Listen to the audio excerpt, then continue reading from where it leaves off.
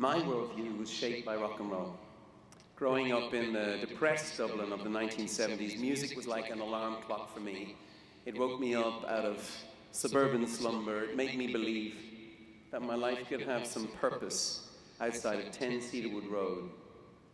It was a time of punk rock. No more flowers in our hair. No more flowers, period. I was weaned on The Clash. Give it up for The Clash. The Clash's music was like a public service announcement with guitars.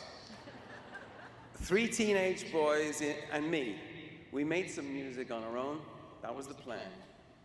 But then in the mid-'80s, my life, not just my hairdo, changed in unexpected ways. You two became part of the phenomenon that was Live Aid. We are the world, feed the world. You remember that? We are the world. We are the children. Quincy Jones, there's a man. Anyway, my young wife and I went to Ethiopia to see for ourselves what was going on. We lived there for a month in an orphanage and a feeding station. And we just wanted to see what was going on. We went under the wire, no cameras. The children in the orphanage had a name for me. They called me the girl with the beard. Don't ask.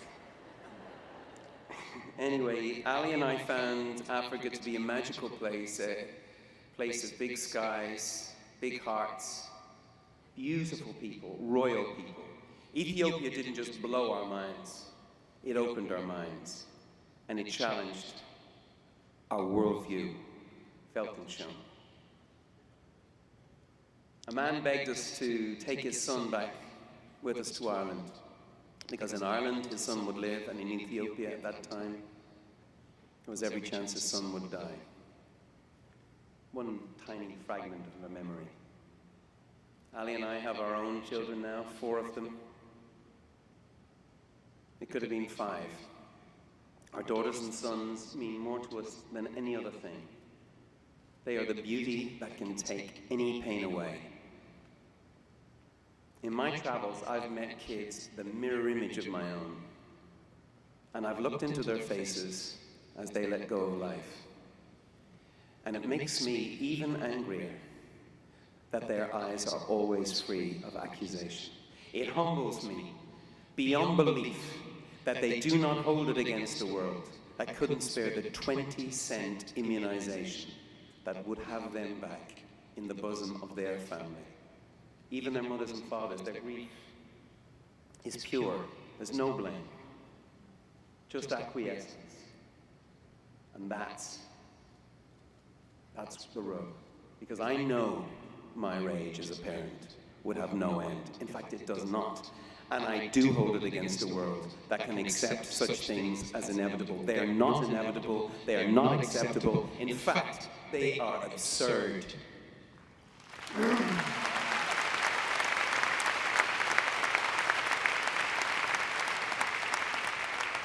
History has a way of making ideas that were once acceptable look ridiculous. Let's not forget, no blacks or Irish. Let's not forget the back of the bus. Let's not forget apartheid and Jim Crow. Let's not forget that women couldn't vote, let alone run corporations or run for president. They couldn't vote.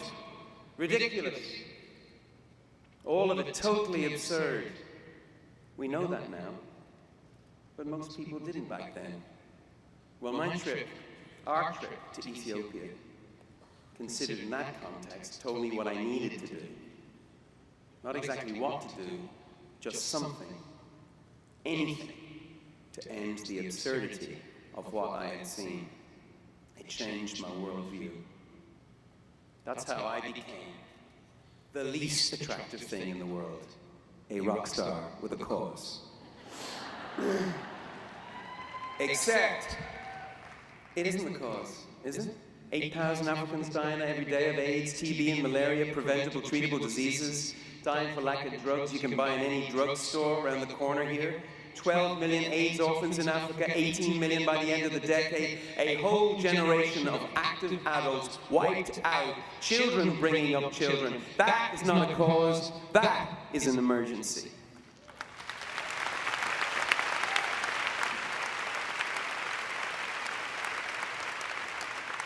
There are fires we know how to put out. It's an absurdity, and you know it couldn't happen here in the United States or in Ireland. If someone on our street was dying because they couldn't get medicine that we had in our cabinet, we'd get them the medicine. If a family was starving at the end of your block, you get them some food. You know you just do it because it was right. You'd also do it because you can. We can't fix every problem, but the ones we can, we must, and we can. We really can. We've got the know-how, the technologies, the pharmacologies to transform public health in the developing world. Really, with small investments, we can radically improve crop yields, dig wells, and make the land fertile and productive. Turning the desert into fertile land, sound familiar? This is California! This is who you are! I don't have to convince you of the power of technology. California is the frontier of what's possible, the outer boundary of the imagination and innovation. More people live off their imagination in this city than any other city on earth. This city, close, up the road, including the environs. And further up the road, Silicon Valley. I mean, I don't have to tell you how connected we are. We're connected in ways we never could have imagined.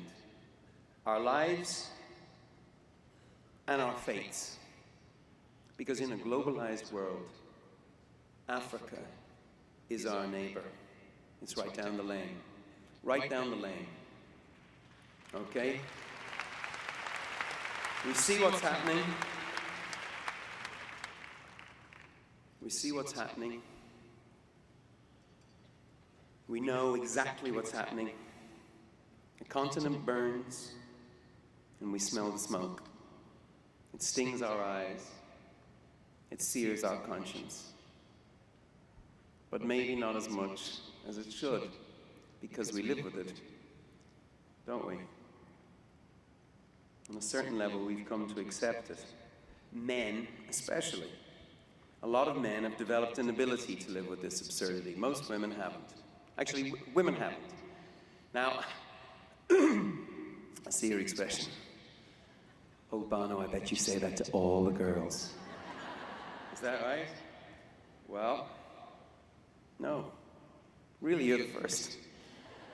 And I'm not saying this just to flatter you, because not even I, not even this rather indiscreet rock star, would have the audacity to use gender stereotypes in the presence of the great Gloria Steinem.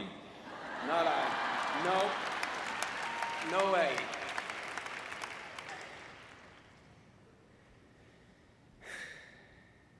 I say it because it's true. Because the emergency hits women where they live more than most men.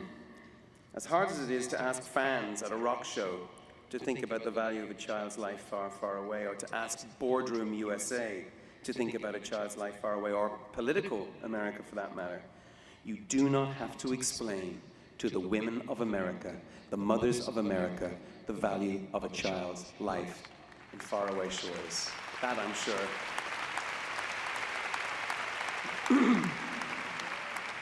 And if you agree, why would that be? Why would women be more concerned? Biology? Does it have something to do with that second X chromosome?